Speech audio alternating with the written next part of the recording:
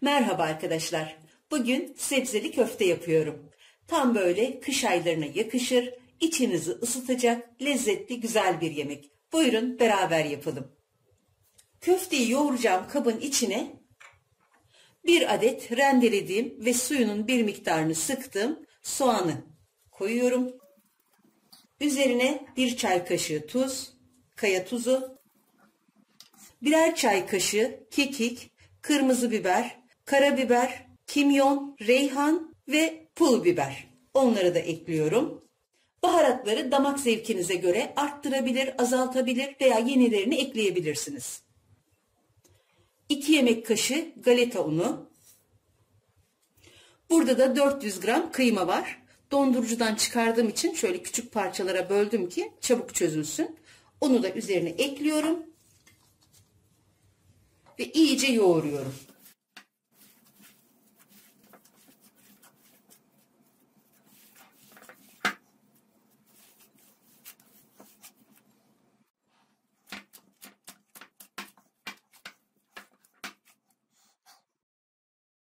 Böyle iyice yoğurduktan sonra üzerini kapatıp buzdolabına alıyorum ve en az yarım saat bekletiyorum. Ve bu arada ben de sebzelerimi hazırlıyorum.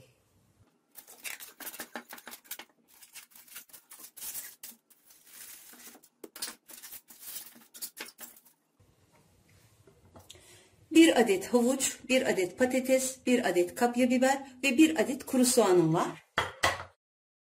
Soğanı yemeklik doğruyorum.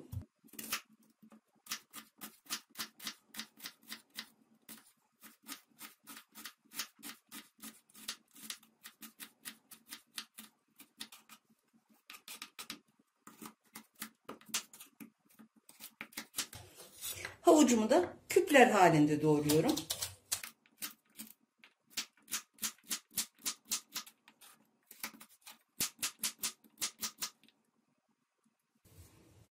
Tenceremin içine 1 yemek kaşığı tereyağı ve 4 yemek kaşığı da zeytinyağı alıyorum. Doğradığım sebzeleri de yağın üzerine alıp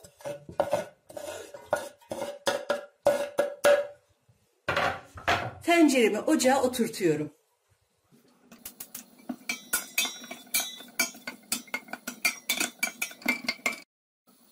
Soğan ve havuçlar tencerede yavaş yavaş pişerken ben diğer sebzeleri hazırlıyorum.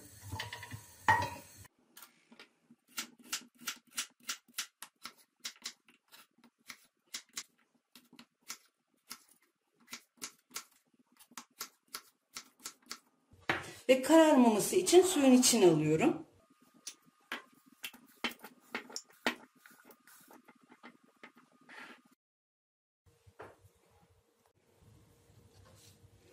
Biberlerimi de ince ince doğruyorum.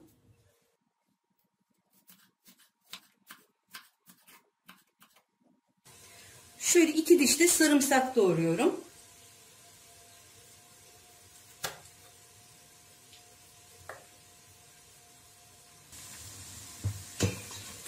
Soğan ve havuçları şöyle yağda iyice bir çevirdikten sonra içine hazırladığım biberleri ve sarımsakları ekliyorum.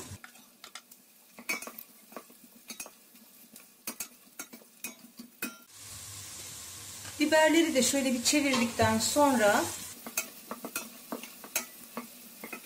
içine 1 yemek kaşığı salça ekliyorum. Salçam domates ve biber salçası karışık.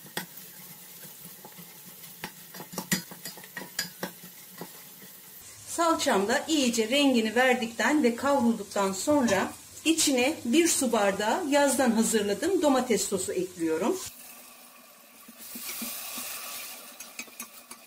Domates sosu yerine 2 orta boy domates de rendeleyebilirsiniz. Domates sosu da içinde şöyle bir kaynamaya başladıktan sonra üzerine 2 bardak su ekliyorum. Sosu eklediğim bardakla eklediğim için suyun rengi böyle kırmızı. Suyu kaynamaya başladıktan sonra altını kısıp şöyle bir 10 dakika kısık ateşte kaynatıyorum. Ve hemen köftelerin yapımına geçiyorum. Köfteleri içine koyacağım kaba şöyle çok az un serpiyorum. Köfteler hem birbirine yapışmasın hem de tabağa yapışmasın diye. Yarım yemek kaşığı kadar yeterli. Dolapta beklettiğim kıymayı şöyle elimi ıslatarak tekrar şöyle bir yoğuruyorum.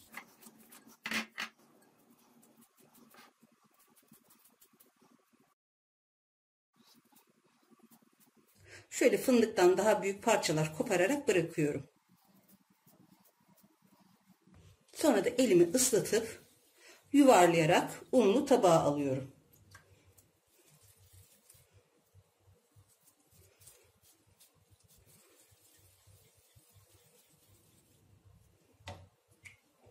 Şöyle ikili de yuvarlayabilirsiniz.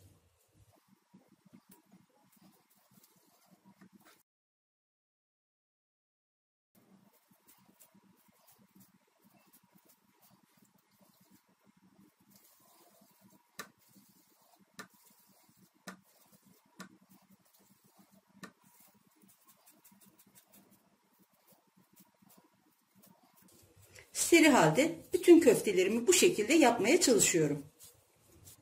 Yaklaşık 10 dakikadır kısık ateşte pişen havuçların üzerine geçen yıldan hazırladığım 1 su bardağı bezelyeyi ekliyorum.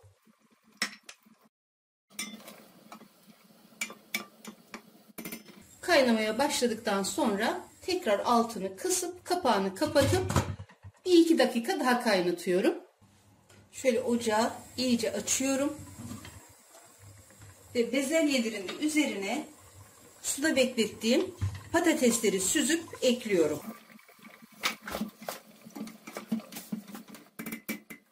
Tekrar altını kısıp kapağını kapatıp 1-2 dakika daha kaynatıyorum.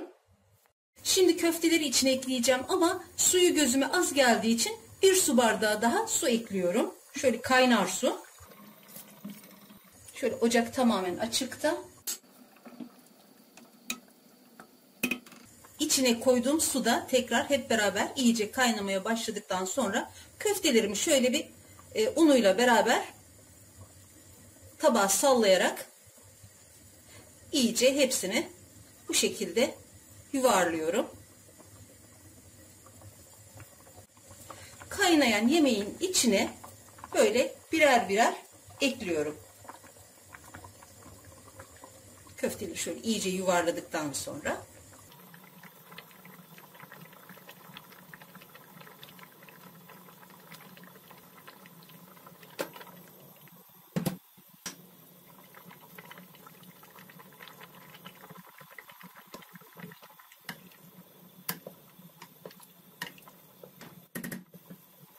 böyle iyice tam kaynamaya başladıktan sonra altını kısıyorum ve yemeğimi şöyle 20-25 dakika kadar kısık ateşte pişiriyorum. Tabi sonra kontrol edeceğim pişip pişmediğine bakıp ona göre ocağı kapatacağım.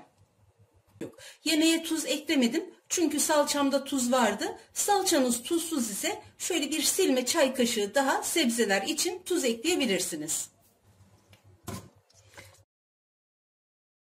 20 dakikadır pişen yemeğim oldukça kıvamlı, güzel bir yemek oldu. Şimdi ocağı kapatıyorum ve biraz dinlendirip servis tabağına alıyorum. Yemeğimi 10 dakika kadar dinlendirdim. Şimdi servis tabağına alıyorum.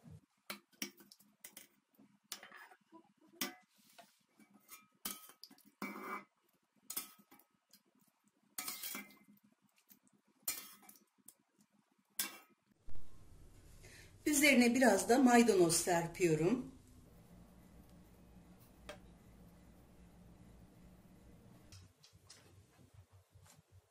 Hem sağlıklı, hem doyurucu, hem lezzetli bir yemek. Herkes yapsın, herkes denesin isterim. Yapmak ve denemek isteyen herkese şimdiden kolay gelsin, afiyet olsun.